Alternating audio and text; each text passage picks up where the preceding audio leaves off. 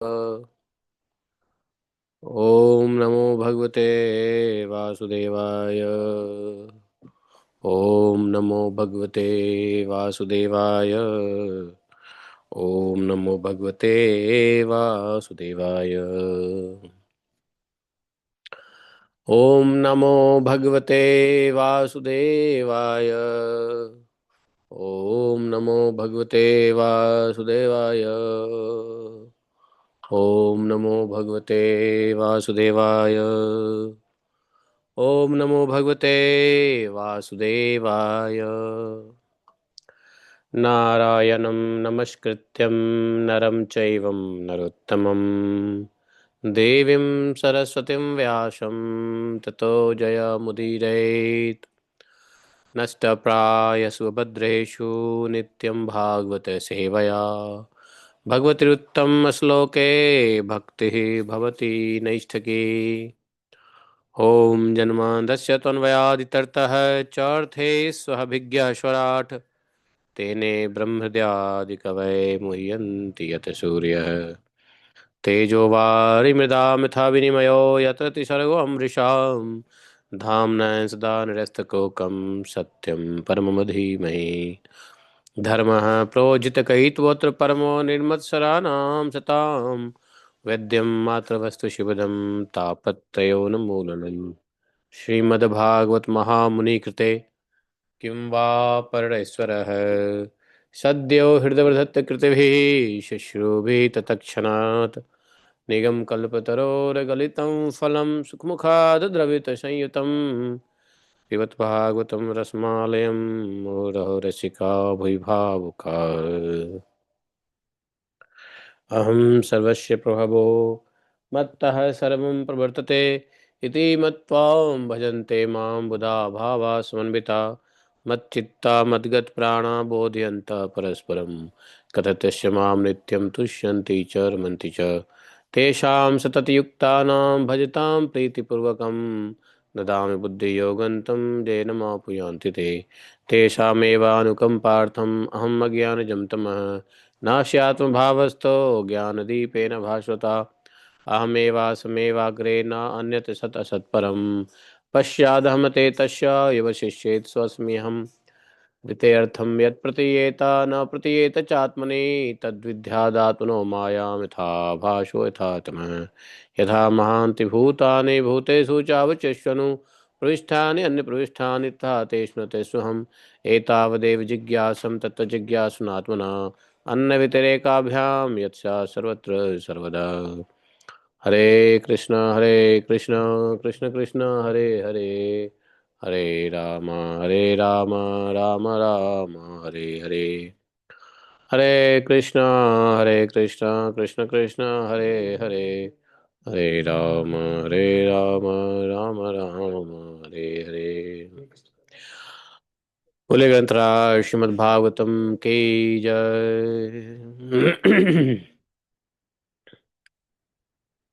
हरे कृष्णा। तो आज हम लोग श्रीमद् भागवत के तृतीय स्कंद के 9वें अध्याय के श्लोका संख्या 29 के आगे पढ़ेंगे। उससे पहले आज का पंचांग देख लेते हैं। 5 फरवरी है, चतुर्थी कृष्ण पक्ष फाल्गुन, सुकर्मा योग, बवकरण, गुरुवार। तो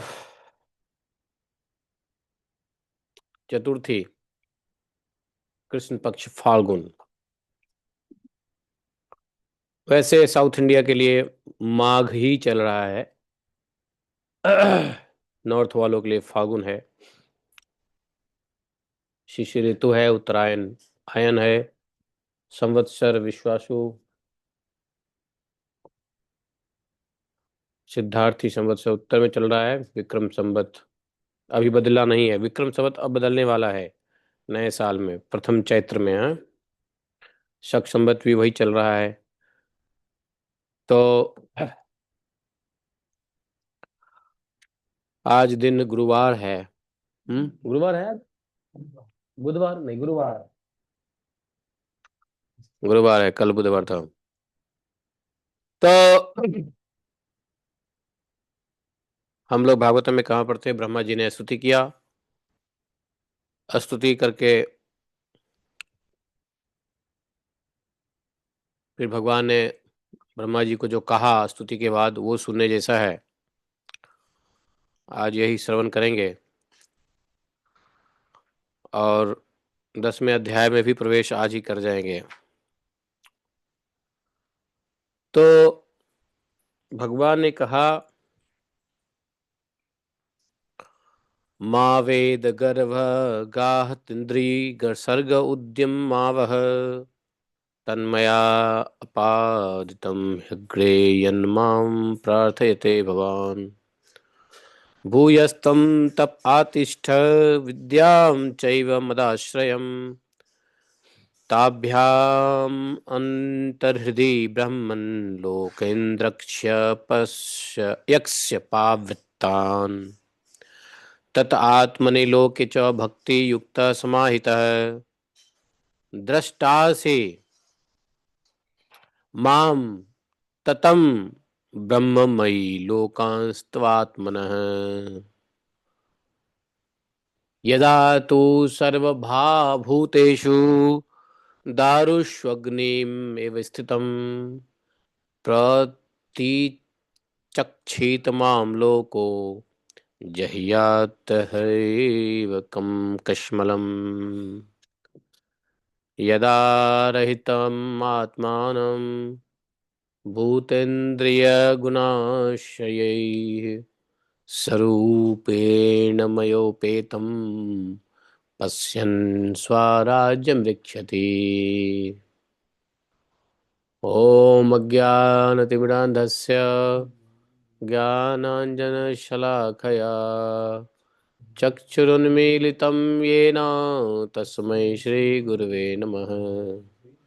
श्रीचैतन्यमनोभीष्टं स्थापितं येन भूतले स्वयं रूप कदा मह्यं ददाति स्वपदान्तिकम् वन्देऽहं श्रीगुरोः श्रीयुतपदकमलं श्रीगुरोन् वैष्णवांश श्रीरूपं सागरजातं सहगणरघुनाथान्वितं तं सजीवं साद्वैतं सावधूतं परिजनसहितं श्रीकृष्णचैतन्यदेवं श्रीराधा कृष्णपादान् सहगणललिता श्रीविशाखान्वितांश्च हे कृष्ण करुणा सिंधु दीनबंधु जगतपते गोपेश गोपिका कांतम राधा कांतम नमस्तुते तप्त कांचन गौरांगी राधे वृंदावनेश्वरी वृषभानुसुते देवी प्रणमामि हरिप्रिये वाञ्छाकल्पतरुभ्यश्च कृपा सिन्धुभय च पतितानां पाप्नेभ्यो वैष्णवेभ्यो नमो नमः। जय श्री कृष्ण चैतन्य प्रभु नित्यानंद श्री अद्वैत गदाधर श्रीवासादि गौर भक्तवृंद। हरे कृष्ण कृष्ण कृष्ण हरे हरे हरे राम राम राम हरे हरे। हरे कृष्ण। तो भगवान ने कहा ब्रह्मा जी से कि हे वेद गर्भ, माँ वेद गर्भ गास्तिन्द्रम सर्ग उद्यमावह। क्या कि आप विषाद मत करो, विषाद के वशीभूत हो, आलस्य न करो, सृष्टि रचना के लिए तत्पर हो जाओ। तुम मुझसे जो कुछ चाहते हो वो मैंने पहले ही कर चुका हूं। हम लोगों ने पढ़ लिया था ये श्लोक। भगवान ने कहा था कि तुम फिर से एक बार तप करो, ये भी पढ़ लिया था। और इस बार तप में क्या करो, भागवत ज्ञान का अनुष्ठान करो। उनके द्वारा तुम लोकों में अस्पष्टतया अपने अंतःकरण में देखोगे, सब लोकों में अस्पष्टतया अपने अंतःकरण में देखोगे।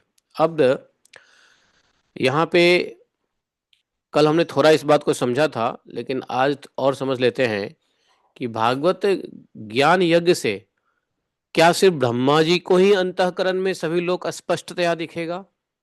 ऐसा नहीं है।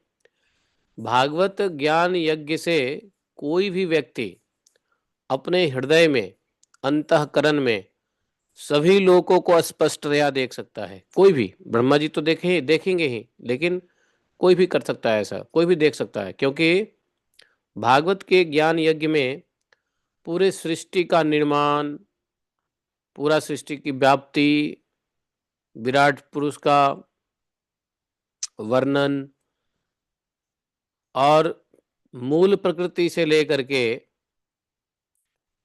जो अपरा प्रकृति है ब्रह्मा जी की बनाई हुई, सबके बारे में भागवतम में ज्ञान का अनुष्ठान होता है।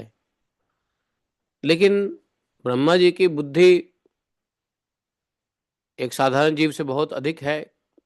ब्रह्मा जी के पास अनुभव भी है, पहले जो पिछले कल्प में उन्होंने सृष्टि किया था, अनुभव भी है। तो ब्रह्मा जी जो भागवत ज्ञान का अनुष्ठान करेंगे तो फिर से सब कुछ अंतःकरण में दिखने लगेगा, और फिर भक्ति युक्त और समाहित चित्त होकर भगवान कह रहे हैं कि आप संपूर्ण लोक और अपने में मुझको देखोगे। मतलब जब भक्ति भाव से रह करके समाहित चित्त होकर, समाहित चित्त मतलब व्यथित चित्त नहीं, समाहित चित्त, क्या करोगे तुम? पूरे लोक और अपने को मुझ में व्याप्त देखोगे, है कि नहीं? और मुझ में संपूर्ण लोक और अपने आप को भी देखोगे। इस प्रकार से आपको दर्शन होगा, लेकिन ये कैसे होगा? चित्त की स्थिरता से। समाहित चित्त मतलब चित्त की स्थिरता और भक्ति। भक्ति है लेकिन चित्त स्थिर नहीं है तो भी गड़बड़ हो जाएगा, कुछ नहीं होने वाला। देखो दोनों चीज आवश्यक है। कभी कभी क्या होता है, हम देखते हैं कि भक्त लोग, अरे हम तो भक्ति में हैं, हम तो भक्ति में हैं, फलाना भक्ति में है, माला कर रहा है, तिलक चंदन कंठी धारण किया हुआ है, सब भक्ति में हैं। लेकिन भक्ति युक्त के साथ भगवत अनुभूति के लिए चित्त का समाहित होना भी आवश्यक है। अगर चित्त स्थिर नहीं है तो भी नहीं दिखेगा लोकों में, है संपूर्ण लोक में भगवान व्याप्त हैं, यहाँ तक कि अपने में भी भगवान व्याप्त हैं, और पूरे संसार में भगवान को संसार में देखना, ये चिप विक्षिप्त लोगों के बस की नहीं है। तो समाहित चित्त होने की आवश्यकता है। चित्त विक्षेप, अचित्त समाहित, व्याकुल चित्त होने की आवश्यकता नहीं है, समाहित चित्त।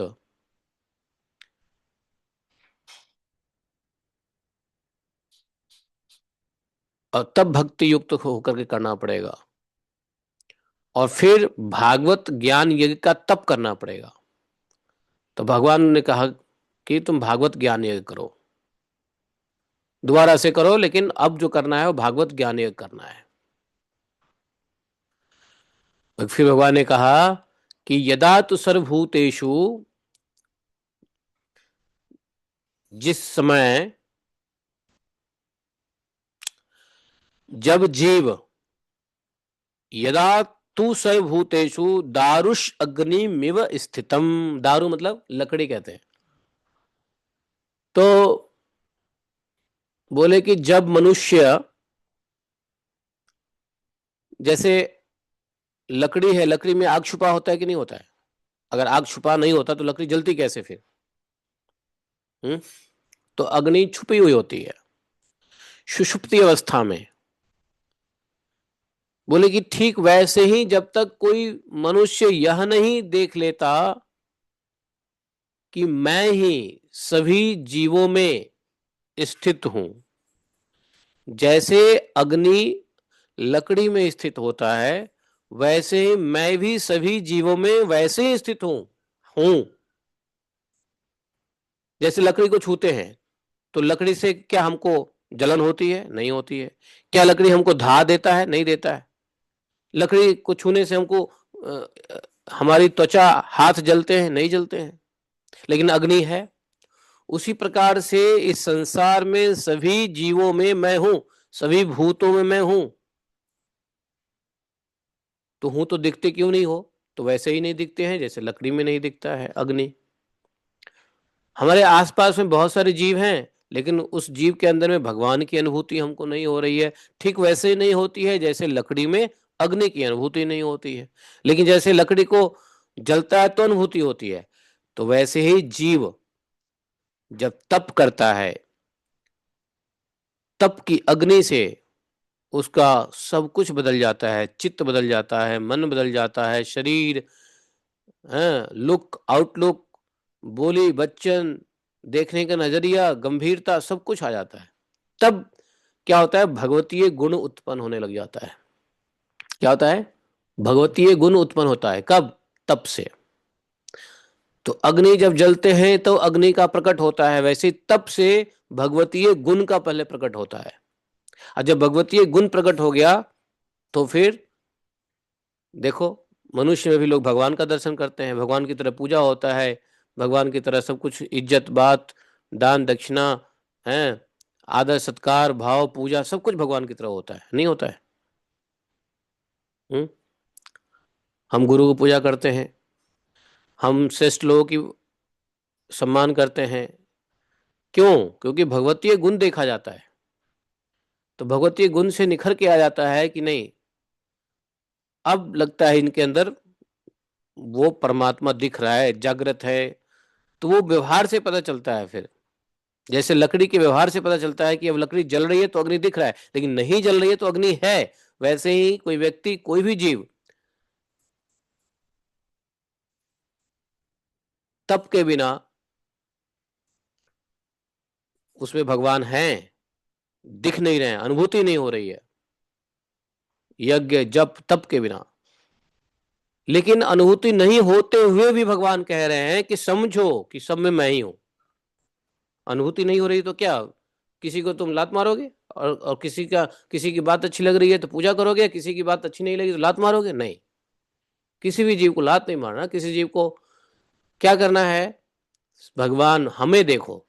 अच्छा, जब ऐसा देखने लग जाता है मनुष्य, तो भगवान कह रहे हैं क्या कि वह व्यक्ति के अंतःकरण से, मतलब अज्ञान रूप मल मुक्त हो जाता है। ऐसा, मात्र ऐसा करने से अज्ञान रूप मल नक्त। अच्छा, अभी तक अज्ञानी है, लेकिन अज्ञान रूप जो मल है, अज्ञान मल है, इस मल से मुक्ति का यही उपाय है कि यदा तु सर्वभूतेषु दारुः एव अग्निम एव स्थितम।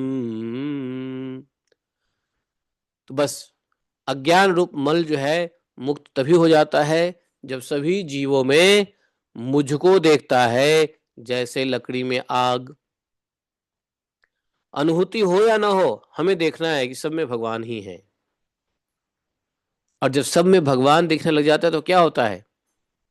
आप महापंडित हो जाते हो। फिर वही वास्तव में ब्रह्म ज्ञानी और पंडित है। क्यों? यह पश्यति सर्व, यह पश्यति स पश्यति, ऐसा देखने वाला ही भगवान कहते हैं कि देखता है। यह पश्यति स पश्यति आत्मवत् सर्वभूतेषु।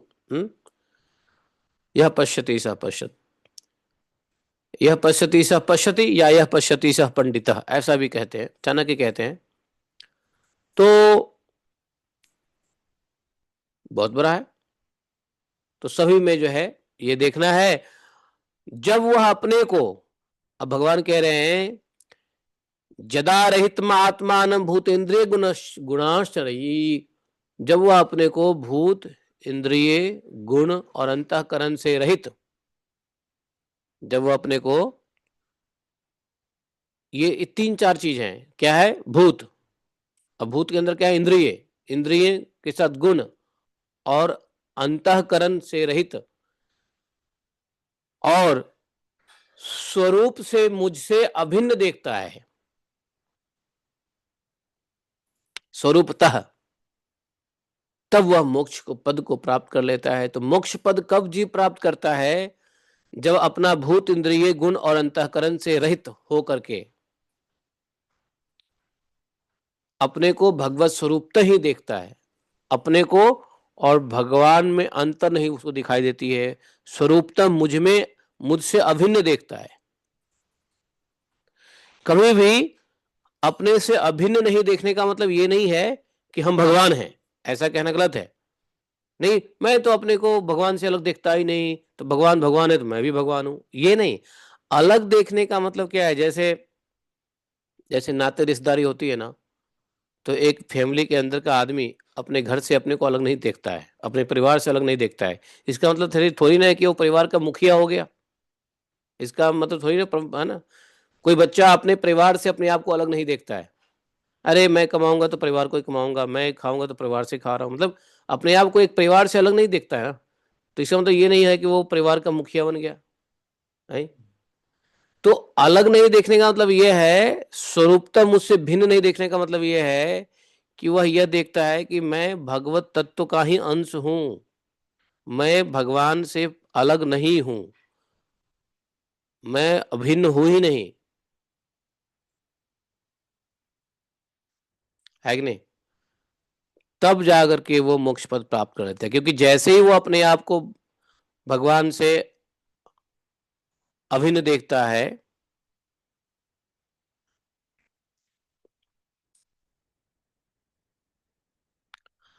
तो क्या होता है, वह वही कर्म करेगा जो भगवतीय कर्म होता है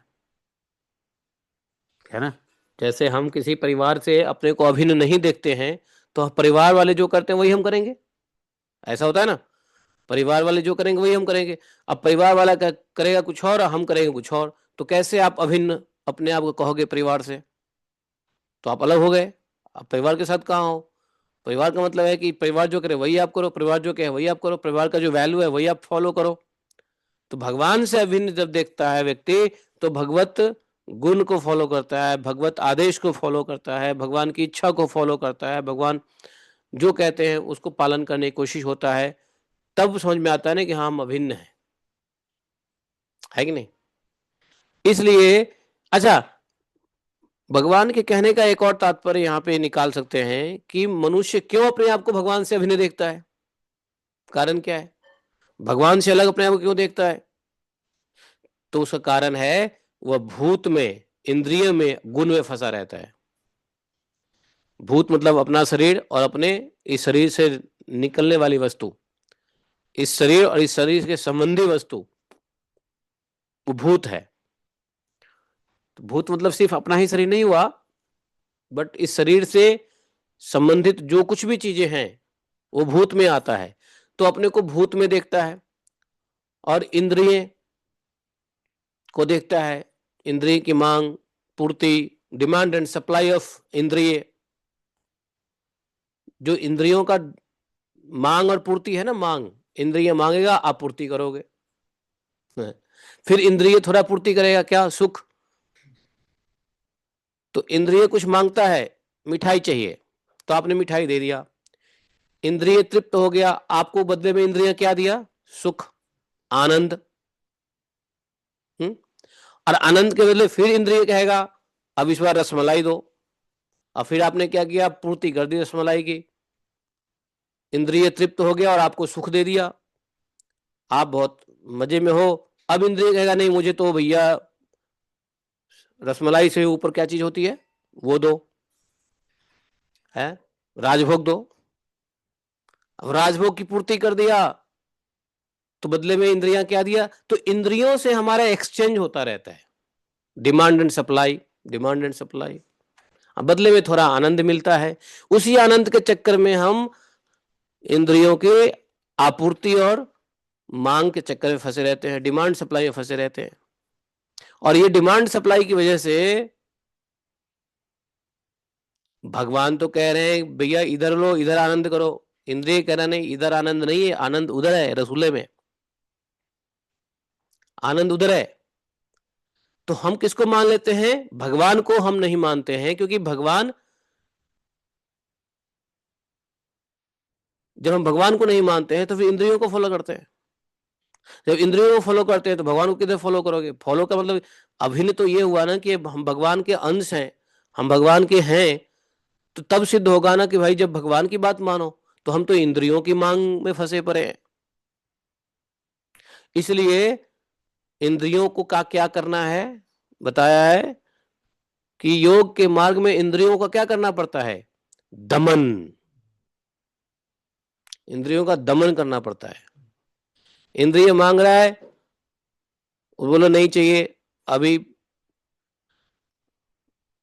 नहीं मिलेगा। क्यों नहीं मिलेगा? क्योंकि अगर ये तुमको दूंगा तो तुम और मांगोगे, और हमारा जो है ना पढ़ाई भागवतम खराब हो जाएगा, हमारा भक्ति खराब हो जाएगा, हमारा भजन का टाइम नष्ट हो जाएगा तुम्हारे चक्कर में। नहीं दूंगा तुमको। शांत रहो, थोड़ा लो और बैठे रहो, मुझे भागवतम पढ़नी है, मुझे माला करना है। तो ये एक तो भूत भूत के संबंधी में मन फंसा हुआ है, ऊपर से इंद्रिय का डिमांड सप्लाई है, गुण अलग से बांध के रखा हुआ है। गुण क्या कर रखा है? बांध के रखा हुआ है। ये गुण जो है वो बांध के रखा हुआ है, वो जाने नहीं दे रहा है भगवान भगवान के साथ। नहीं, you are my part of my family. गुण क्या है? माया है ना। माया के कौन के? माया कौन है? माया मन की माँ है। तो माया कहेगी नहीं तुम मेरे पुत्र हो, कहां जा रहे हो? मन कहेगा नहीं नहीं, मैं तो, शास्त्र कहता है कि मैं तो भगवान का पुत्र हूं। नहीं, तुम भगवान के पुत्र नहीं, तुम मेरे पुत्र हो, मेरे साथ रहो। तो गुण बांध के रख लिया। और शास्त्र की यदि देखो, अगर एक साइड है शास्त्र का रस्सी, दूसरा साइड है गुण की रस्सी, माया की रस्सी, माया मम्मी वाली रस्सी। अब माया मम्मी की रस्सी यदि स्ट्रांग है तो शास्त्र की रस्सी कमजोर हो जाएगा, वो खींच लेगा माया की तरफ। और यदि शास्त्र गुरु और भगवान वाली साइड की रस्सी मजबूत है और माया वाली रस्सी थोड़ी सी कमजोर है, तभी व्यक्ति भगवान के पास में आ सकता है। सिंपल बात है। एक तरफ से रस्सी पकड़ो, दूसरे से पकड़ो, तो जिधर जिधर स्ट्रांग हो उधर जाएगा ना। तो ये टक ऑफ द वॉर चलता रहता है जीवों के साथ, है कि नहीं?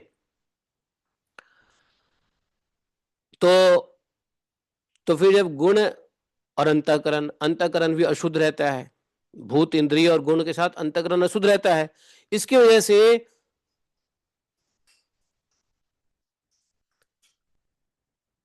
अपने को भगवान से भिन्न देखता है।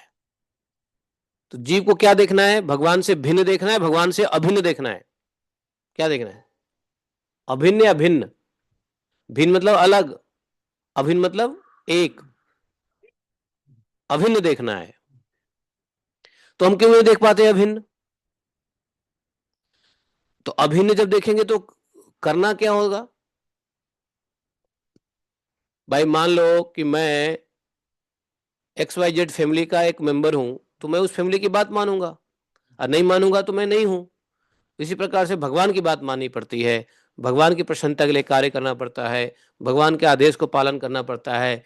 जब ही तो भगवान ने यही कहा है कि वो मुझे अभिन्न देखता है, और जब अभिन्न देखेगा तो भगवत कार्य करेगा, हमारी प्रसन्नता के लिए कार्य करेगा, मोक्ष पद को प्राप्त कर लेगा। एक श्लोक में कितना शार गर्वित भगवान ने बातें कह दी, थोड़ा डिकोड करके समझो तो समझ में आवे। नहीं तो कैसे, कैसे, ये प्रश्न करो, कैसे कैसे मोक्ष पद प्राप्त होगा जब हम आपको, आपसे हम अभिन्न देखेंगे अपने आप को? तो उसका कारण है, ये कारण है। हम आपसे भिन्न देखेंगे तो क्यों नहीं मोक्ष प्राप्ति करेंगे? क्योंकि भैया तुम इंद्रियों में फंसे रहोगे, गुण तुम्हें बांध के रखेगा, अंतःकरण अशुद्ध रहेगा, और भूत के चक्कर में घूमते रहोगे, भूतों के चक्कर में। आज शरीर में भूख लग रही है, शरीर में भोजन के चक्कर में भागोगे।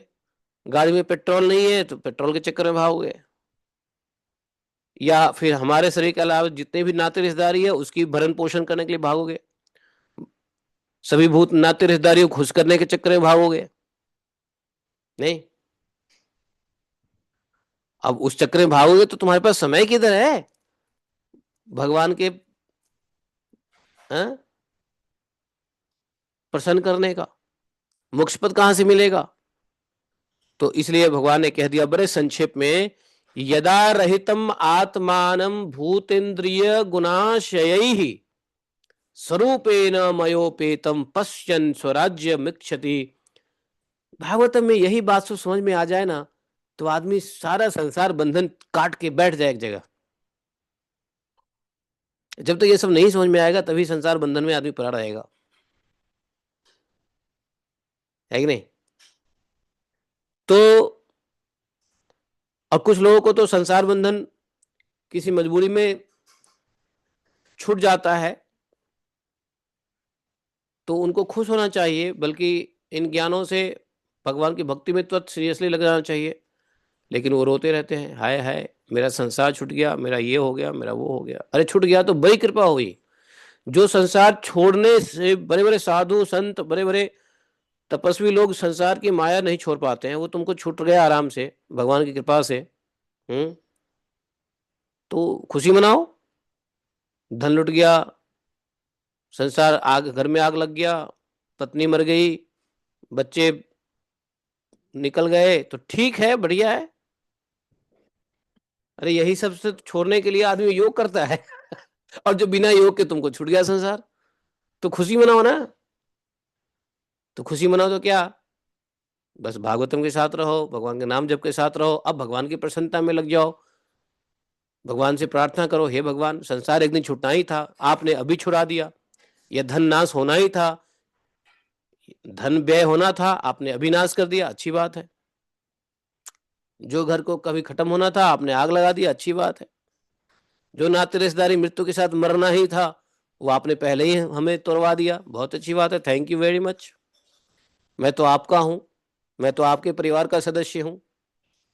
मुझे, मेरा तो धर्म था आपको प्रसन्न करना। मैं कहाँ अपने परिवार में पड़ा हुआ था। यही बात तो कहा मुचकुंद जी ने भगवान से, है। मैं अपने धर्म को भूल करके अपने नाते रिश्तेदारी में फंसा रहा है। मैंने आपको प्रसन्न करने हेतु कोई कार्य नहीं किया अधिक। तो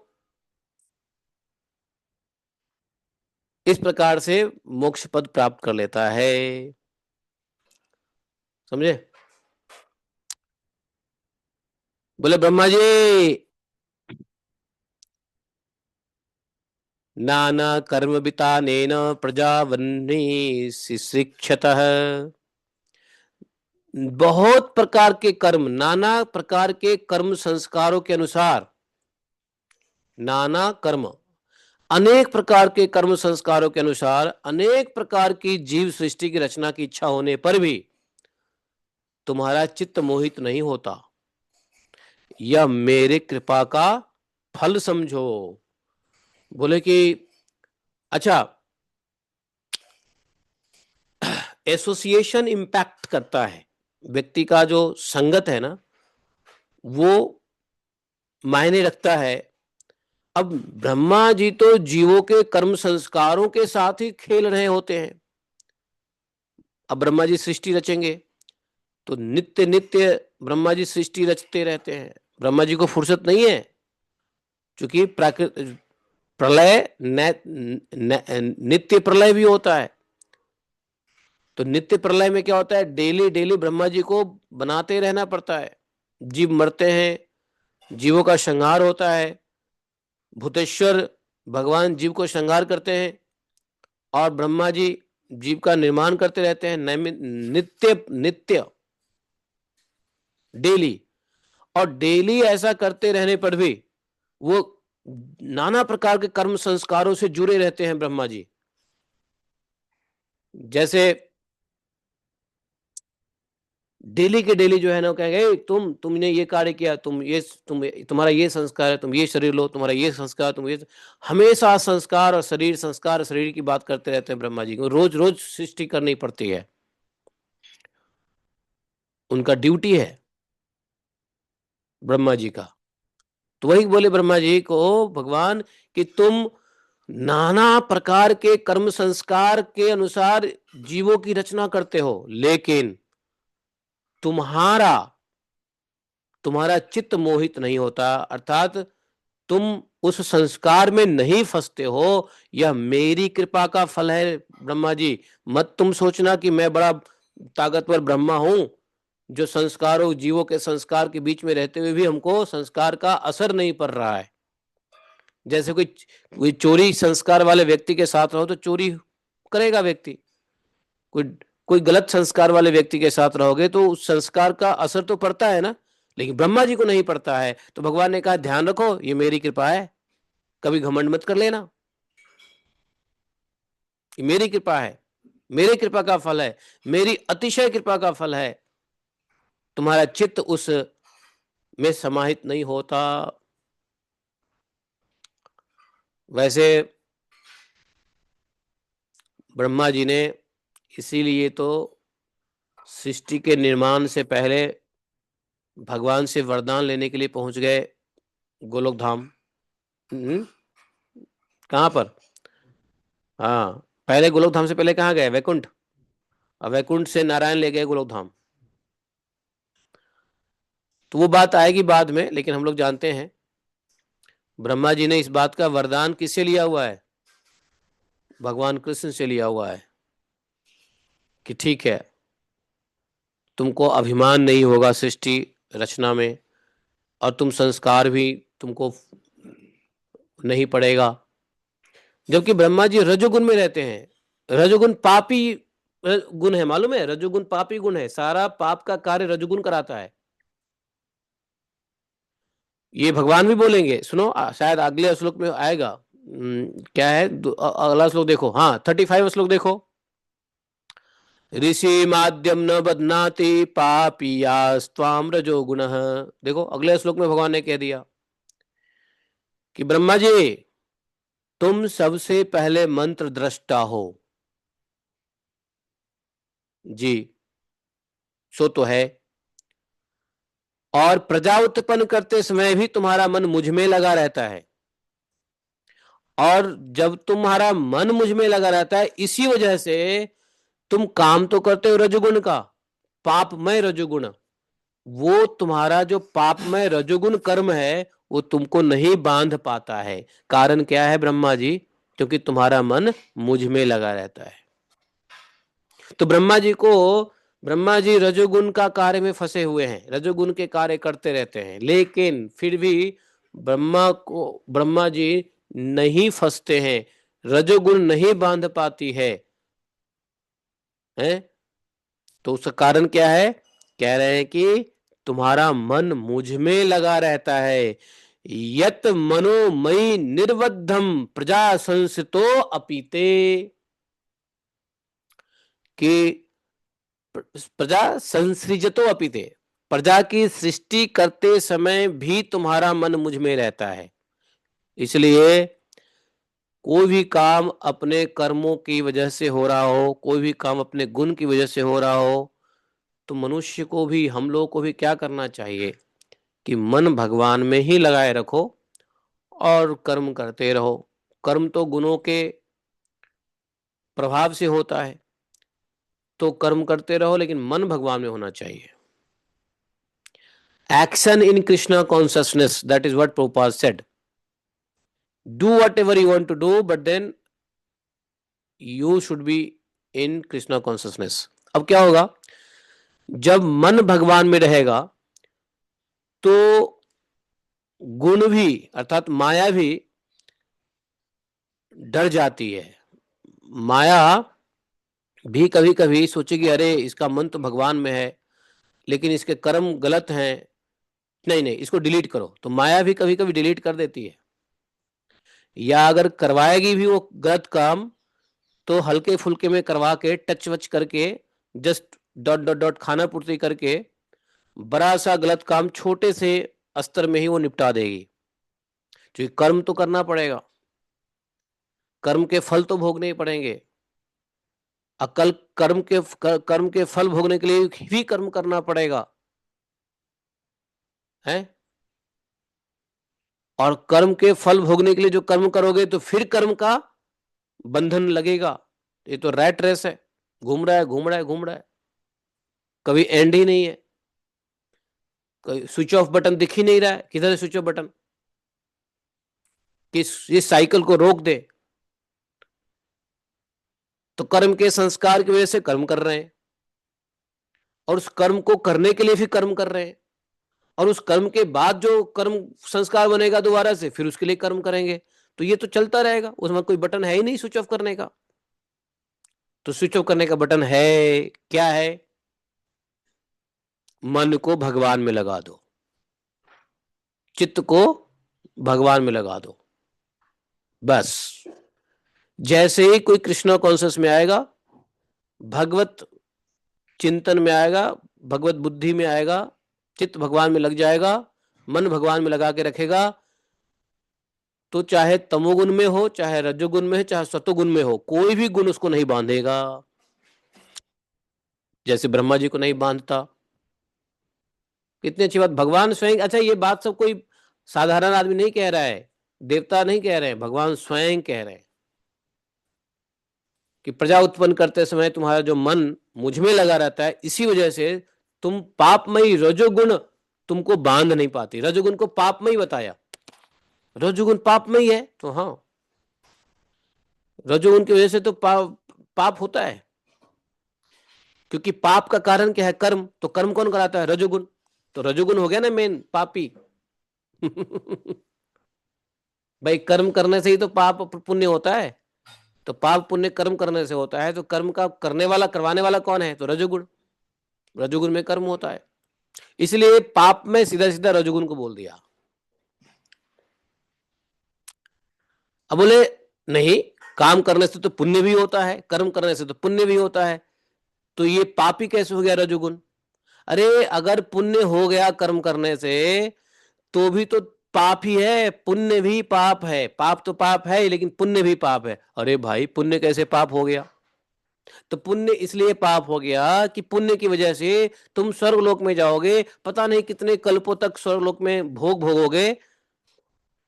भगवान से इतना देर तो अलग हो गए, भगवान की कथा से तो अलग हो गए, भगवान के नाम जप नहीं कर पाओगे, है? भगवान के नाम जप नहीं कर पाओगे, क्योंकि वहां भोग भोगने के लिए भेजा जाएगा। भैया तुमने ऐसा पुण्य किया है, भोग भोगो। तुम कहोगे नहीं मैं भोग नहीं भोगूंगा, मैं नाम जप करूंगा, वहां दो थप्पड़ लगेगा इंद्रदेव से। देवराज इंद्र कहेंगे एक थप्पड़ लगाएंगे, यहाँ पे नाम जप करने आया है, भोग भोगने आया है? तुमको नाम ही जप करना था, तुमने पुण्य क्यों किया? चल यहाँ भोग, तुमने इच्छा की थी ना इतने खाने की, खाया। खीर खाना अच्छा लग रहा था, चल यहाँ खीर बहुत है, खा, पेट भर के खा, खाते रहो। है कि नहीं? तो पुण्य भी पाप ही है, बल्कि पुण्य तो पाप से अधिक डेंजर है।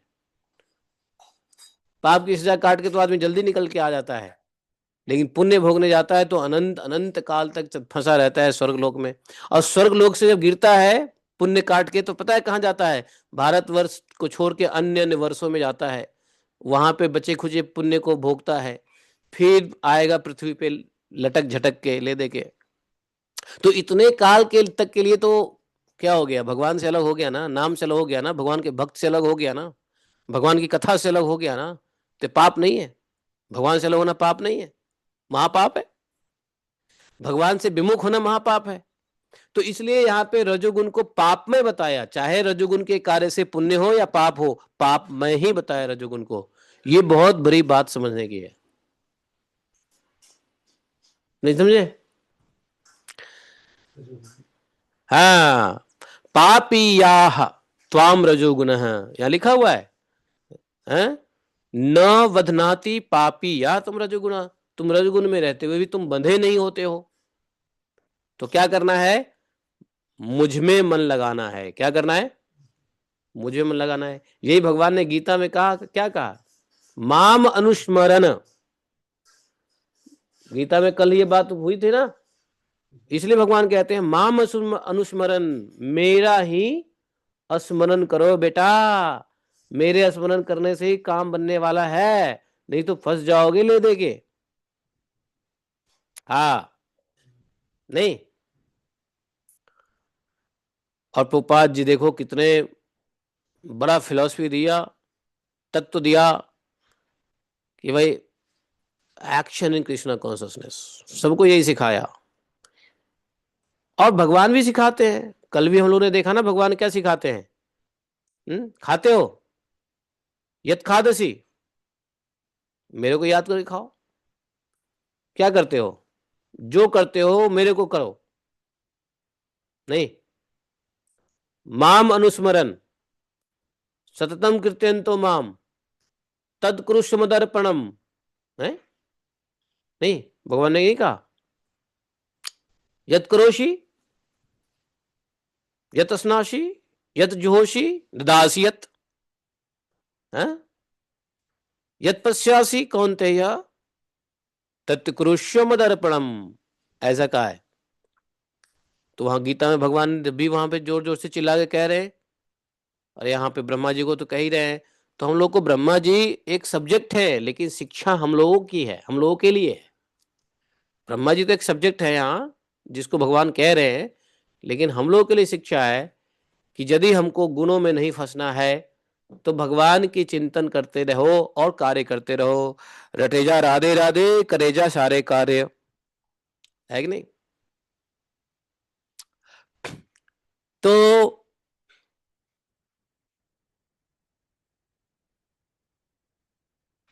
आगे भगवान कहते हैं, ब्रह्मा जी, ज्ञातो हम भवता तत्व दुर्विज्ञेयोपि देहिनाम, तुम्हारा मन, तुम मुझ में, देखो भगवान ने कहा ब्रह्मा जी को कि तुम मुझ में भूत, इंद्रिय, गुण और अंतःकरण से रहित समझते हो। तुम मुझको भूत, इंद्रिय, गुण और अंतःकरण से रहित समझते हो। इससे जान पड़ता है कि देह, यद्यपि देहधारी जीवों को मेरा ज्ञान होना बहुत कठिन है। बोले कि जो देहधारी जीव है उसको तो मेरा ज्ञान होना बहुत ही कठिन है, फिर भी तुमने मुझे जान लिया है। ब्रह्मा जी को कह रहे हैं कि तुमने मुझे जान लिया है। देहधारियों को मेरा ज्ञान होना बहुत कठिन है भाई, समझे? बहुत कठिन है, लेकिन तुमको मेरा ज्ञान हो गया है, तुमने मुझको जान लिया है। तुम खोज रहे थे ना कि तुम्हारा आश्रय क्या है, तुम्हारा बेस क्या है, रूट क्या है, आश्रय क्या है, तुम्हारा आधार क्या है, तुम यही खोज रहे थे ना। तुम यही ढूंढ रहे थे ना कि तुम्हारा कोई आधार है भी या नहीं। इस संदेह से तुम कमल नाल के द्वारा जल में अपना रूट ढूंढ रहे थे, मूल ढूंढ रहे थे। इसलिए मैंने तुम्हें अपना यह स्वरूप अंतःकरण में ही दिखाया। इसलिए तुमको मेरा स्वरूप, तुम्हारे मैंने अपना स्वरूप तुमको तुम्हारे अंतःकरण में ही हमने दिखाया, क्योंकि तुम ढूंढ रहे थे, तुम्हारी ये जिज्ञासा थी, तुम्हें संदेह हो रहा था। नहीं, ब्रह्मा जी ने कहा जी जी जी जी जी भगवान जी। हम्म। भगवान आगे बोलते हैं कि ब्रह्मा जी, प्यारे ब्रह्मा जी, तुमने जो मेरी कथाओं के वैभव से युक्त मेरी स्तुति की है, अभी अभी ब्रह्मा जी ने क्या किया? स्तुति किया है। सुनो, जबरदस्त स्तुति है। इस स्तुति से भगवान बड़े प्रसन्न हुए हैं भाई। बोले कि तुमने जो अभी अभी मेरे वैभव से युक्त, अर्थात फुल ऑफ ऑपुलेंस, कथाओं से युक्त, वैभव कथाओं से युक्त जो आपने स्तुति की है, और तपस्या में जो तुम्हारी निष्ठा है, वह भी मेरे ही कृपा का फल है। मेरी कृपा से ही तुम स्तुति कर पाए हो, मेरी ही कृपा से तुम तपस्या कर पा रहे हो। तुम्हारी श्रद्धा निष्ठा सब तुम्हारी कृपा, मेरी ही कृपा से हो रही है। कभी घमंड मत कर लेना कि मैंने भगवान की स्तुति की, भगवान प्रसन्न हो गए, मैंने तपस्या की तो भगवान दर्शन दे दिए, ये मत घमंड कर लेना। इसलिए बहुत सारे भक्त हैं, आचार्य हैं, वो भगवान से यही प्रार्थना करते हैं कि हे भगवान, आपको प्रसन्न मैं क्या करूंगा, आप यदि प्रसन्न हम पे होंगे तो उसमें भी आप ही की कृपा होगी। मेरा कुछ नहीं है, मैं अपने साधन भक्ति शक्ति से मैं कुछ भी नहीं कर सकता हूं। आप ही कृपा करते हो तो जीव पे प्रसन्न होते हो। जीव की क्या शक्ति है कि आपको प्रसन्न कर लेगा? तो जब ब्रह्मा जी जैसे जीव को कह रहे भगवान कि मेरी ही कृपा है जो तुम स्तुति कर पा रहे हो, मेरी कृपा है जो तुम तपस्या कर पा रहे हो, और मैं अपनी कृपा से ही तुमको ज्ञान दिया हूं, मैं अपनी कृपा से ही तुमको दर्शन दिया हूं। तो एक छोटा हम जैसे हैं लोग सोचते हैं कि मैं तो अपनी सेवा से भगवान को प्रसन्न कर लूंगा, मैं अपनी 56 भोग लगा के भगवान को प्रसन्न कर लूंगा, मैं भगवान को धूप आरती दिखा के प्रसन्न कर लूंगा। भगवान धूप आरती हजारों साल दिखाते रहो, जन्म जन्मांतर दिखाते रहो, जब तक भगवान की कृपा नहीं होगी स्वयं प्रसन्न होने की, तब तक कुछ नहीं होने वाला। लगे रहो, ठीक है, ऐसा नहीं छोड़ना नहीं है, तो क्या करें जी, छोड़ दे धूप अगरबत्ती? नहीं, छोड़ना नहीं है, आप करते रहो। लेकिन मन में अहम भाव मत रखो कि मैं भगवान को ये करता हूँ, मैं भगवान को वो करता हूँ, भगवान को नहलाता हूँ। कभी कभी लोग बाग भक्ति के नाम पे इतना आसक्त हो जाते हैं। आसक्ति होनी चाहिए उदार नीति से, आसक्ति होनी चाहिए निरअभिमान से। लेकिन होता है, नो नो नो, मेरे ठाकुर जी ऐसे, मेरे तो ठाकुर जी ऐसे, मेरे तो ठाकुर जी ऐसे, मेरा तो है ना। तो भाव ठीक है, लेकिन अल्टीमेटली यदि उसके अंदर अभिमान की बू आ गई कि आप ठाकुर जी को ऐसे रखते हो, ठाकुर जी को ऐसे पहनाते हो, ठाकुर जी को ऐसे पहनाते हो, तो ठाकुर जी फिर उतने ही दूर चले जाते हैं। आप पहनाते रहो ठाकुर जी को। तो ये भी क्रॉस चेक पॉइंट देखना होता है। तो इसलिए ये जो बड़े बड़े साधु संत लोग हैं, वो प्रार्थना में यही समझ कह रहे हैं कि हे भगवान, अब आप ही कृपा कीजिए कि आप प्रसन्न हो जाइए। बस आप हम पे एक ही कृपा कीजिए। क्या कृपा कीजिए? कि मैं आपका नाम जप करूं। हे भगवान, आप ऐसी कृपा कीजिए तो मैं आपका नाम जप करूं। ठीक है,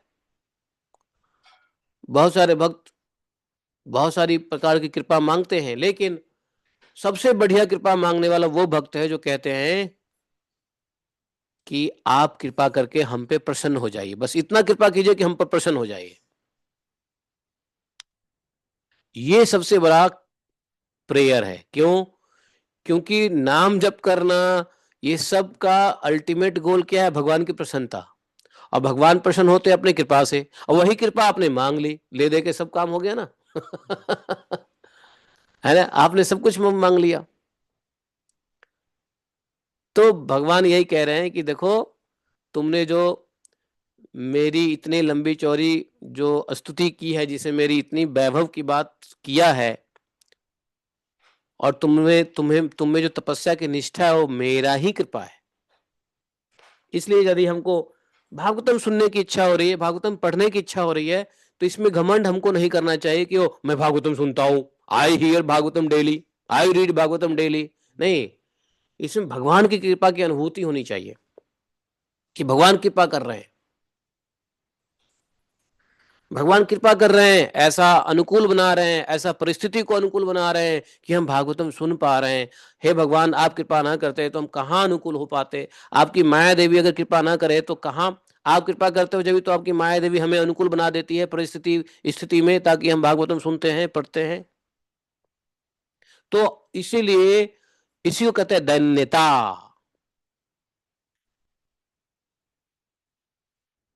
दैन्य भाव से हम भगवान की कृपा का अनुभूति करते हैं। हम तो परे रहते, आप ही कृपा है जो हो रहा है। आपने कितनी बड़ी कृपा करी है।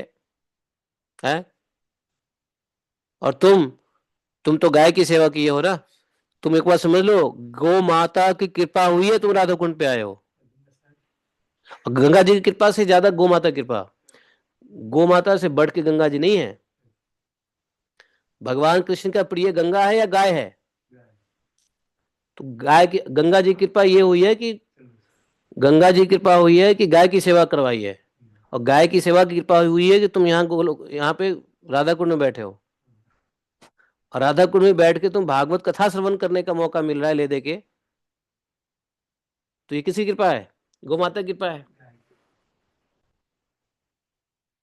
नहीं तो कितने गोलोक धाम कितने लोग थे, लात लगी कहाँ बैठे हैं अभी के? बताओ जरा। हाँ, कुछ लोग चले गए जॉली ग्रांट, कुछ लोग गए पुरी, कुछ लोग गए यहाँ, कुछ लोग गए कुछ वहाँ, नहीं। ये तुमको सीधा राधा कुंड पे आने का मौका मिला है। हम्म। तो इसलिए भगवान की कृपा की अनुभूति होनी चाहिए। भगवान की कृपा, थोड़ी थोड़ी कृपा मिलती है। पहले गंगा जी की कृपा हुई, गंगा जी से गाय की कृपा हुई है, गाय के बाद गौरांग की कृपा हो गई, यहाँ आ गए। बिना गौरांग की कृपा के बिना कोई राधा कुंड पे नहीं आता।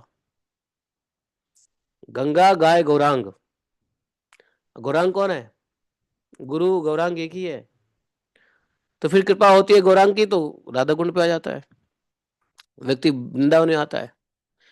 गौर लीला में गौरांग महाप्रभु ने जिस पे कृपा किया है सबको राधा वृंदावन भेज दिया है, जाओ वृंदावन। तो भगवान की कृपा की अनुभूति करो। अब कहोगे कि मैं कृपा की अनुभूति क्यों करूं महाराज, नहीं करता कृपा की अनुभूति, तो क्या होगा? तो कृपा की अनुभूति नहीं करना ही घमंड है, कृपा की अनुभूति नहीं करना ही अभिमान है। तो अभिमान क्या है? जब हमारे साथ, जब हम भगवान की कृपा की अनुभूति नहीं करते हैं तो हम अभिमान में हैं, घमंड में हैं, है कि नहीं? मैं ऐसा कर रहा हूं, मैं वैसा कर रहा हूं, मैं ऐसा करता हूं, मैं ऐसा करता हूं, तो अभिमान हो जाएगा। इसलिए ब्रह्मा जी को अभिमान होने से बचाने के लिए ऐसा कह रहे हैं कि ब्रह्मा जी को कहीं अभिमान न हो जाए कि मैं जो है ना इतना तप कर लिया, भगवान का दर्शन कर लिया, भगवान प्रसन्न हो गए, भगवान स्तुति करके भगवान दर्शन दे दिए। नहीं, ये घमंड जैसे होगा ब्रह्मा जी गिर जाएंगे अपने पद से, फिर क्या होगा? कौन रचना करेगा? तो ब्रह्मा जी को हमेशा अलर्ट करने के लिए कह दिए कि तुम जो है मेरी कृपा का ही फल समझो, तुम्हारी जो मेरी में निष्ठा है, तपस्या तुमने किए हो और तुमने जो हमारी स्तुति की ही और मैं प्रसन्न हुआ, ये सब हमारी ही कृपा का फल है, अपना कुछ मत समझना। समझे? और सुनो, आगे कह रहे हैं, लोक रचना की इच्छा से तुमने सगुन प्रतीत होने पर भी जो निर्गुण रूप से मेरा वर्णन करते हुए स्तुति की है, तो लोक रचना की इच्छा से ब्रह्मा जी ने भगवान के सगुण प्रतीत होने पर भी निर्गुण रूप से वर्णन किया है। बोले मैं तो बड़ा प्रसन्न हो गया, तुम्हारा कल्याण हो बेटा ब्रह्मा जी, तुम्हारा कल्याण हो। अब कहोगे कि क्या सगुण प्रतीत होने पर भी निर्गुण रूप से वर्णन करना भगवान को इसमें ज्यादा प्रसन्नता होता है?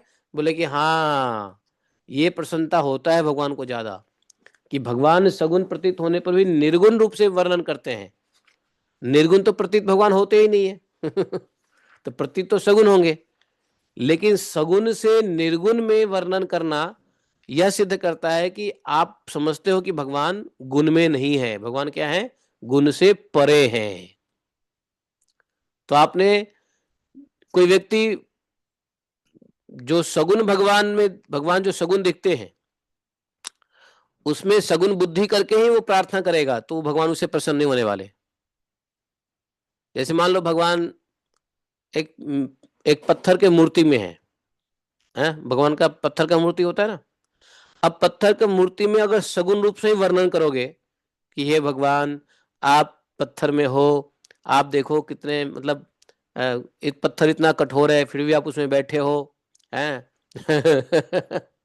तो पत्थर एक गुण है ना। तो अगर पत्थर में भगवान को पत्थर के रूप में ही अगर स्तुति करोगे तो भगवान प्रसन्न होंगे?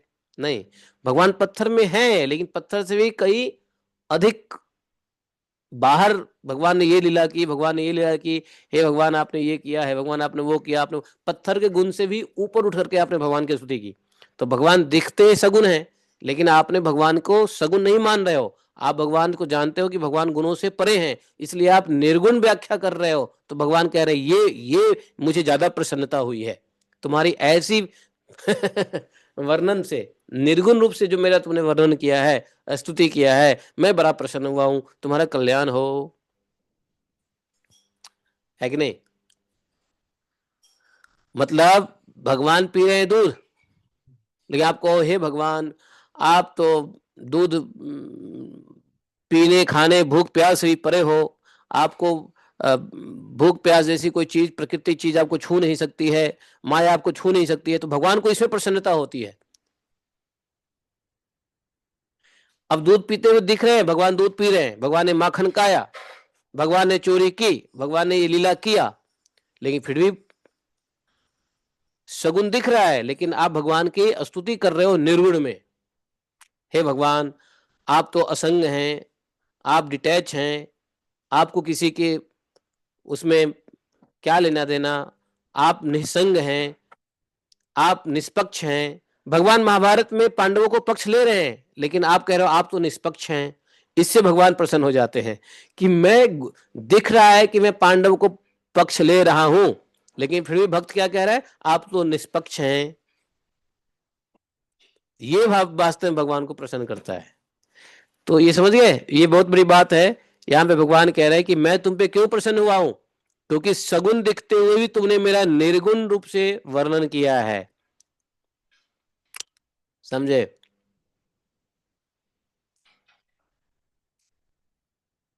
इसलिए बिना सगुन का निर्गुण का ज्ञान भी नहीं हो सकता है। एक बार हित प्रेमानंद जी को किसी ने कह दिया कि निर्गुण को जानने के लिए सगुन की उपासना की क्या आवश्यकता है, अर्थात मैं गुरु क्यों बनाऊं। गुरु की उपासना सगुन उपासना है, और गुरु से ही निर्गुण भगवान को जाना जा सकता है।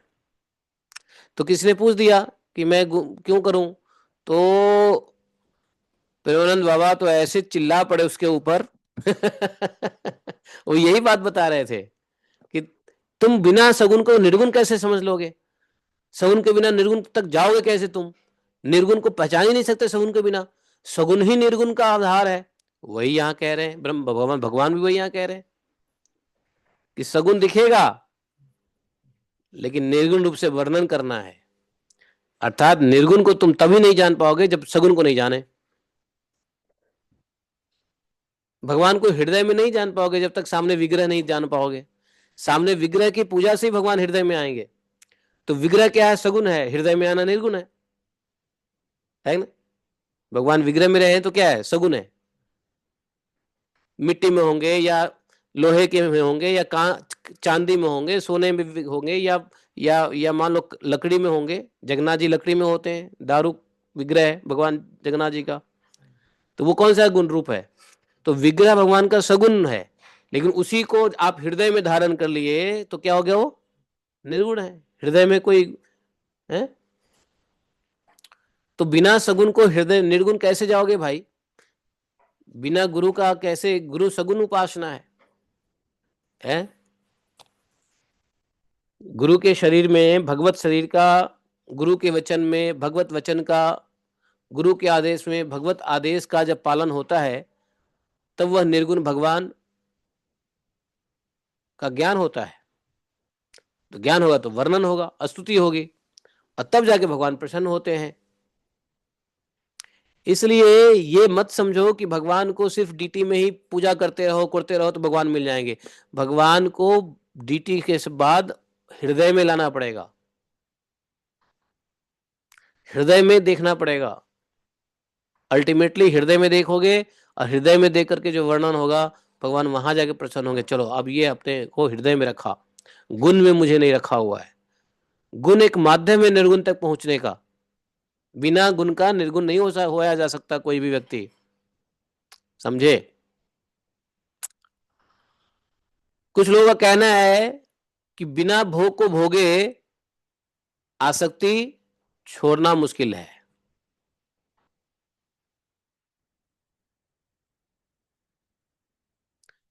और ऐसा कुछ होता है तो अपवाद है। बिना सगुन के निर्गुण को कोई समझ ले तो ये अपवाद कोई हो सकता है, लेकिन जनरल प्रैक्टिस नहीं है। अब भगवान कह रहे हैं 40 श्लोक में, मैं समस्त कामनाओं मनोरथ को पूर्ण करने में समर्थ हूं। भगवान सभी प्रकार की कामना मनोरथ को पूर्ण करने में समर्थ हैं। जो पुरुष नित्य प्रति जो पुरुष नित्य प्रति तुम्हारे गाए हुए स्तोत्र की स्तुति करेगा, मैं उस पर शीघ्र ही प्रसन्न हो जाऊंगा। भगवान ने कह दिया ब्रह्मा जी को, ये जो तुमने स्तुति से मेरा भजन किया, कोई यदि नित्य प्रति इस स्तुति से मेरा भजन करेगा तो मैं प्रसन्न हो जाऊंगा। अब हम लोगों को भगवान का निर्गुण भजन तो आता नहीं है, तो निर्गुण भजन करना है जिससे भगवान प्रसन्न होते हैं, तो क्या करें? ब्रह्मा जी की स्तुति पढ़ लो। ब्रह्मा जी की स्तुति पढ़ेंगे तो क्या होगा कि हम भगवान का निर्गुण भजन करेंगे, और भगवान जैसे ब्रह्मा जी प्रसन्न हुए थे वैसे आप पे प्रसन्न हो जाएंगे, ले देंगे। है ना? कुल मिला के यही बात है ना। तो ये कह रहे हैं कि मैं प्रसन्न हो जाऊंगा जो इस स्तुति को करेगा। बहुत सारे वैष्णव भक्त हुए हैं जो भगवान भागवतम की स्तुति को रोज पढ़ते हैं। मैं ऐसे वैष्णव को जानता हूं जो पढ़ते थे, रोज पढ़ते थे भगवान की स्तुति को। किस लिए? भगवान की प्रसन्नता के लिए। ये सारे जप तप यज्ञ क्या है? भगवान की प्रसन्नता के लिए। यही भगवान कह रहे हैं 41 श्लोक में। देखो, भगवान कह रहे हैं 41 श्लोक में कि बड़े बड़े विद्वानों का मानना है कि जप यज्ञ तप योग दान ये सब के सब मेरी प्रसन्नता है। तो कोई कहे कि महाराज मैं और कुछ ना करूं, भगवान की स्तुति करता रहूं तो भगवान प्रसन्न हो जाएंगे? बिल्कुल हो जाएंगे। अब भगवान प्रसन्न हो गए तो कुछ करने की आवश्यकता ही नहीं है। वही 41वें श्लोक में भगवान ने कह दिया कि जितने भी पूर्त तप यज्ञ दान निष्ठा समाधि साधन सबके सब जो सबका जो कल्याणमय फल है, अल्टीमेट जो फल है, बोले कि मेरी ही प्रसन्नता है ब्रह्मा जी। मैं प्रसन्न हो गया तो मतलब सब ठीक है। तुम तप करो यज्ञ करो, मैं ही प्रसन्न नहीं हुआ तो क्या फायदा है तप यज्ञ का? तो तत्ववेत्ताओं का मत है, जो जो तत्व से जानते हैं, जो भगवत तत्व जानते हैं, वो यह बात जानते हैं कि सभी साधन का, सभी योग का, सभी ज्ञान का, दान का, तप का, क्रिया का जो फल है वो मेरी प्रसन्नता है, और मैं प्रसन्न हो जाऊंगा। कोई रोज तुम्हारी इस स्तुति को कर लेगा तो मैं प्रसन्न हो जाऊंगा। तो भगवान के प्रसन्न करवाने के लिए बहुत सारी चीजें भागवतम में दिया हुआ है। गुरु जी बताते हैं, शास्त्र कह रहे हैं, उपनिषद कह रहा है, वेद कह रहे हैं। नहीं, तो भगवान के प्रसन्न करने के लिए बहुत सारी चीजें हैं। आपको क्या सूट करता है कर लो, आपको जो सूट करता है। अब इतने सारे ऑप्शन है भगवान को प्रसन्न करने के लिए, तो ढूंढ लो आप कौन से स्तर के हो, कौन सी लेवल में हो, उसी लेवल में आप वो कार्य करो, भगवान प्रसन्न हो जाएंगे। लेकिन ढूंढना पड़ेगा कि मेरे में ऐसी कौन सा गुण है जिससे भगवान प्रसन्न होवे। अब गुण को नहीं ढूंढेंगे तो यही तो स्वरूप ज्ञान है। स्वरूप ज्ञान किसको कहते हैं? कि अपने अंदर वह क्वालिटी ढूंढो जिससे भगवान प्रसन्न होवे, इसी को कहते हैं स्वरूप ज्ञान।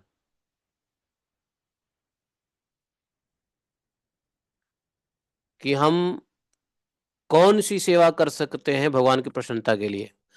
हर कोई व्यक्ति, हर नहीं को कोई जैसे किसी के अंदर टैलेंट कुछ अलग अलग होता है।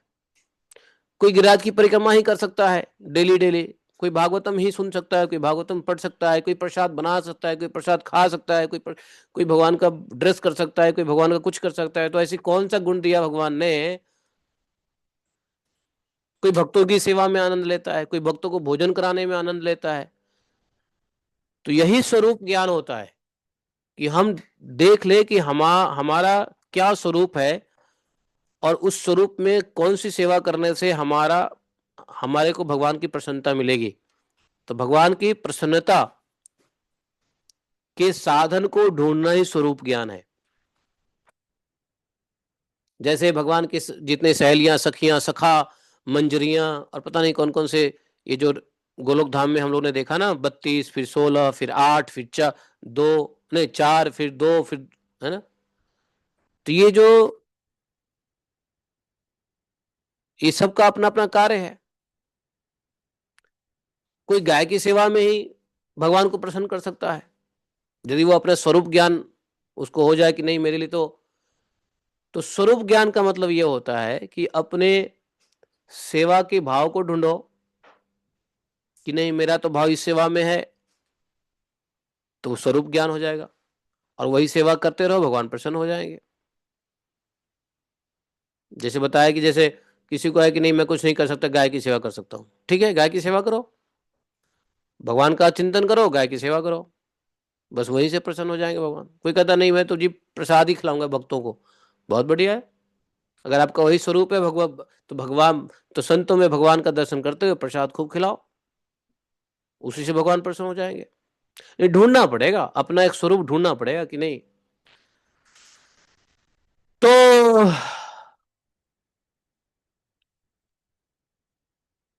तो कल्याण क्या है? भगवान की प्रसन्नता। कुछ भी कर लो, स्तुति नहीं पढ़ सकते हो, कुछ और पढ़ो,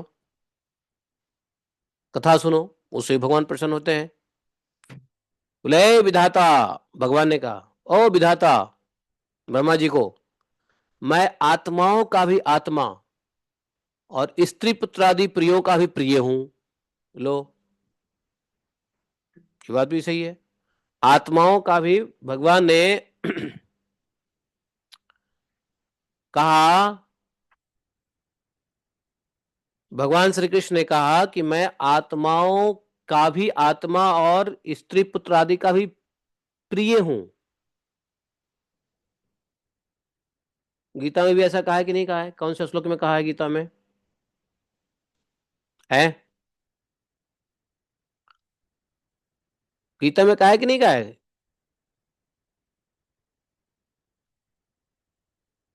अहम आत्मान आत्मानाम, आदि मध्य सर्वभूतानाम अंत, ये तो है ना 1861 में। ईश्वर सर्वभूतानाम हृदय देश अनुतिष्ठित। अब ये देखो, ये भी है, ये भी कहा है, सुहृदम सर्वभूतानाम ज्ञात्वा माम शांति मिच्छति। ये 5वें अध्याय के 29वें श्लोक में, सुहृदम सर्वभूतानाम, उसका पहला लाइन क्या है? 5वें, यहाँ, भोक्तारम यज्ञ तपसाम सर्वलोक महेश्वरम, उसका पहला लाइन है, असुहृदम सर्वभूतानाम ज्ञात्वा माम शांति। सुहृदम सर्वभूतानाम, देखो भगवान ने गीता में क्या कहा है? सुहृदम सर्वभूतानाम, मैं सभी भूतों का सुहृद हूं। जो भगवान ने यहाँ पे कह दिया ब्रह्मा जी को भी कि मैं सभी आत्माओं का आत्मा हूं, प्रिय हूं, है ना? नहीं नहीं, एक और बात है, अहम आत्मा गुड़ाकेश, वहां भी भगवान ने कहा है कि सर्वभूत स्थित, वहां भी भगवान ने कहा है। ये कौन सा श्लोक है? अहम आत्मा गुड़ाकेश सर्वभूत स्थित, ये मेरे ख्याल से 10वें अध्याय में होगा, कि सभी प्राणियों के हृदय में भी स्थित हूं मैं। कोई व्यक्ति किसी के हृदय में कब होता है? जब प्रिय होता है। बिना, हाँ, बिना प्रिय हुए कोई किसी के हृदय में बैठ सकता है क्या? नहीं। तो सीधा प्रमाण है कि भगवान स्त्री पुत्र आदि के प्रियों का भी प्रिय है। तो देह आदि भी मेरे लिए प्रिय है, इसलिए मुझसे ही प्रेम करना चाहिए। भगवान ने कहा इसलिए मुझसे ही प्रेम करना चाहिए। तो प्रेम किसी से मत करो, भगवान से करो, और भगवान से अल्टीमेट प्रेम करो, क्योंकि सबके सुहृद भगवान है, सबके प्रिय भगवान है। इस प्रकार से भगवान ने आदेश दिया, किसको? ब्रह्मा जी को। अंतिम श्लोक में भगवान कह रहे हैं, सर्ववेदमयी नीतम आत्मानम आत्म आत्मयोनिना प्रजा सृज यथा पूर्वम याश्च मयि अनुशेरते। ब्रह्मा जी, तीनों लोकों को और जो प्रजा इस समय मुझ में लीन है,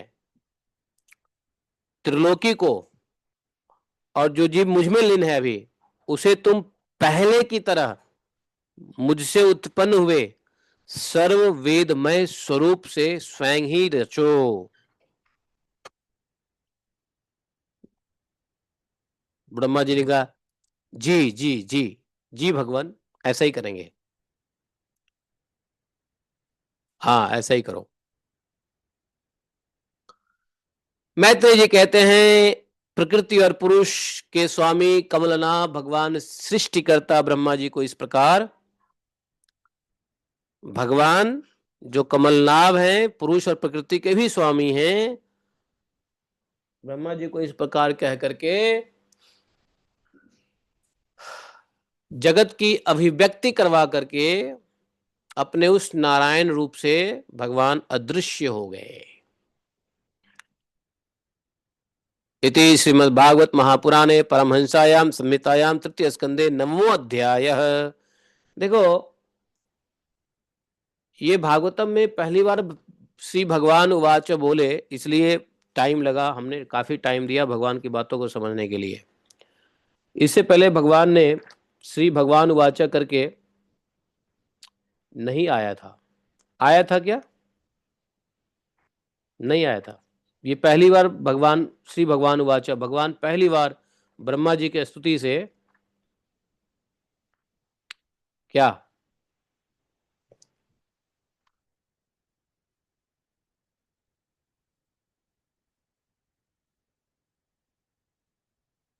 हालांकि उससे पहले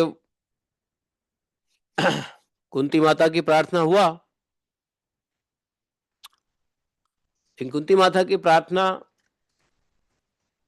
भगवान एज ए भतीजा के रूप में कुछ कहते हैं, लेकिन सृष्टि के आरंभ में जो ब्रह्मा जी को स्तुति के बाद जो भगवान का जो उपदेश है, वो उपदेश के रूप में भगवान का ये प्रथम संवाद होता है, आदेश होता है, आदेश, इंस्ट्रक्शन।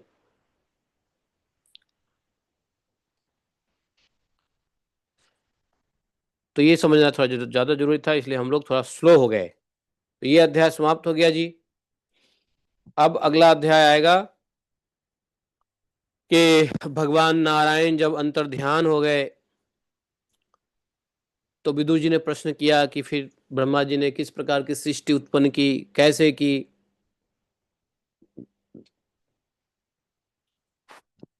ये भी बताइए, और मैंने आपसे जितने भी प्रश्न किए वो भी क्रमशः बताइए। ऐसा नहीं है कि बीच में कुछ पूछ दिया तो आप उसको बताइए, पिछला भूल जाइए, नहीं। ये भी बताइए कि पितामह ब्रह्मा जी ने किस किस प्रकार की सृष्टि की रचना की नारायण के चले जाने के बाद, अंतर्ध्यान होने के बाद। और मैंने और भी बहुत सारे प्रश्न किए थे, उसको भी क्रमशः आप जवाब दीजिएगा प्लीज। ऐसा विदुर जी ने प्रश्न किया है मैत्रेय जी से।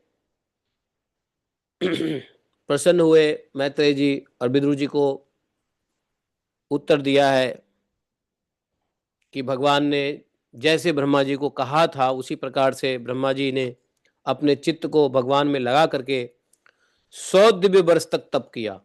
भगवान ने पहले क्या कहा था, तप करो, तो फिर से ब्रह्मा जी ने तप किया है 100 वर्ष तक।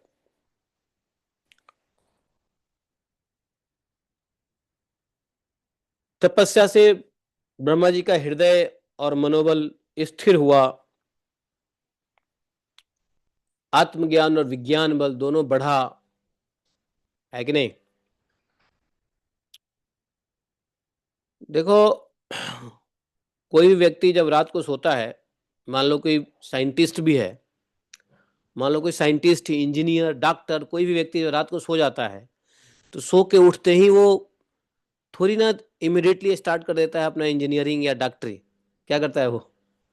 सोया हुआ व्यक्ति तो आधा निद्रा में रहता है। उठेगा, आँख खुलेगा, अंगैठी अंगैठी लेगा, थोड़ा हाथ पैर एक्सरसाइज करेगा, मुंह हाथ धोएगा, बाथरूम जाएगा, नहाएगा, धोएगा, फ्रेश मूड में आके फिर बैठेगा, हाँ अब डॉक्टरी करनी है या अब इंजीनियरिंग करना है।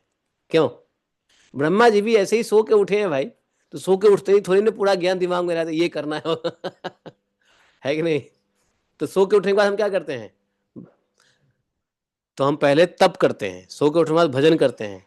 तो ब्रह्मा जी वही तप किया, और तप करने के बाद फ्रेश हो गए, ज्ञान बल, बुद्धि बल, विज्ञान बल, सब कुछ एकदम जागृत हो गया। अब चलो, अब नाउ स्टार्ट द जॉब। अब काम पे चलते हैं। क्यों? सृष्टि निर्माण का काम, अब ऑफिस खोल दिया ब्रह्मा जी ने। है कि नहीं? तो कौन बेवकूफ है सुबह सुबह उठते ही अपना कागज, कोई डॉक्टर डॉक्टर सुबह उठते ही बिस्तर पे उठते ही अपना प्रिस्क्रिप्शन पैड लेके लिखने लग जाता है क्या? या इंजीनियर उठते ही अपना काम करने लग जाता है? नहीं। उठने के बाद भैया होश में आता है, पड़ा हुआ है, शरीर अकर रहा है, थोड़ा सा एक्सरसाइज करेगा, खोलेगा शरीर को, गर्म करेगा शरीर को, नहाएगा धोएगा, थोड़ा जप करेगा, हरे कृष्णा कृष्णा कृष्णा हरे हरे, हरे राम राम राम हरे हरे। हाँ, अब जप हो गया, तपस्या हो गया, अब चलो अब काम करते हैं। ये तैयारी होती है ना। तो ब्रह्मा जी यही तैयारी कर रहे हैं, है कि नहीं? तो हमको भी जैसे ब्रह्मा जी उठते ही क्या किए, स्तुति किए। जब हमारा भी आंख खुलता है तो हम सोचते हैं कहाँ है, स्वप्न में तो पता नहीं कहाँ कहाँ घूम रहे थे, जब आंख खोलते ही देखते हाँ मैं अपने बिस्तर पे हूँ, अपने घर में ही हूँ। अच्छा ठीक है।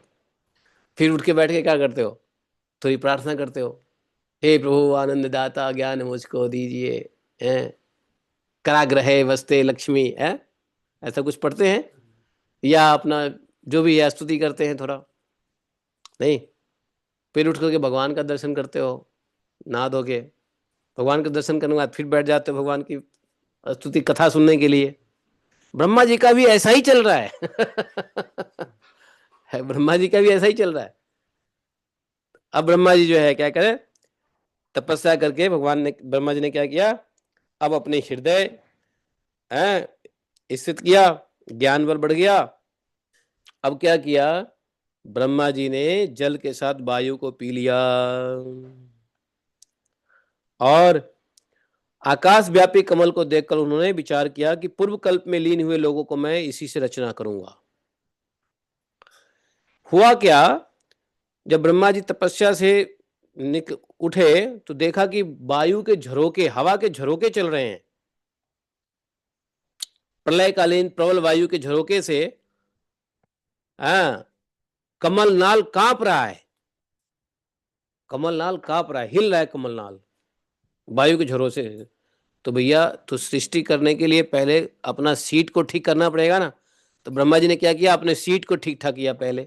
कैसे? वायु को पी लिया, वायु पी लिया तो शांत हो गया उनका कमलनाल, स्थिर हो गए। अब आराम से बैठ के सृष्टि करेंगे। है, अब जिस सीट पे बैठ के काम करना है वो सीट हिलता रहेगा, कैसे काम करोगे? पहले वो ठीक करोगे। तो ब्रह्मा जी ने क्या किया, वो प्रलय काल की वायु को पी लिया। अच्छा, मैं ये बात बना नहीं रहा हूं, यहां लिखा हुआ है, विवृद्ध विज्ञान बलो निपाद वायुम सहाम भसा, है कि नहीं? तपसा हेद माने न विद्या चात्म संस्थया, तद्विलोक्य विपप्यापि पुष्करम यद स्थितम यद स्थितम। अनेन लोकान प्रागलीनान कल्पिता अस्मित्य चिंतवत, है, ये लिखा हुआ है कि वो उन्होंने क्या किया, जब उनका कुर्सी हिल रहा था, कमलनाल जल में कांप रहा था, क्यों कांप रहा था, तो प्रबल वायु के झरोके से कांप रहा था। तो तपस्या के बल से तो उनका बल बढ़ ही गया था, ज्ञान बल बुद्धि बल आत्मबल। उन्होंने क्या किया, जल के साथ वायु के पी लिया, लो अब आराम से बैठ गए स्थिर होके। और जो है ना, अब ब्रह्मा जी ने कहा अब बैठ गया आराम से, अब सृष्टि का रचना करूंगा। अब ब्रह्मा जी की ऑफिस चालू, कार्यकाल चालू। है कि नहीं? तो इस प्रकार से हम लोग आगे कल सुनेंगे, ठीक है? आगे सृष्टि का जो निर्माण है वो कल सुनेंगे। वैसे 10वें अध्याय का 7 श्लोक तक हमने बता दिया, है कि नहीं? सब कुछ एग्जैक्टली वही हो रहा है जो हम आप सब अपने अपने कार्य में करते हैं सुबह सुबह। ब्रह्मा जी वैसे ही कर रहे हैं, ठीक है? जय श्री राधे। अब जो व्यक्ति सुबह उठ करके भगवान की आराधना नहीं करेगा, स्तुति नहीं करेगा, तो पूरे दिन क्या एनर्जी रहेगी उसमें, है?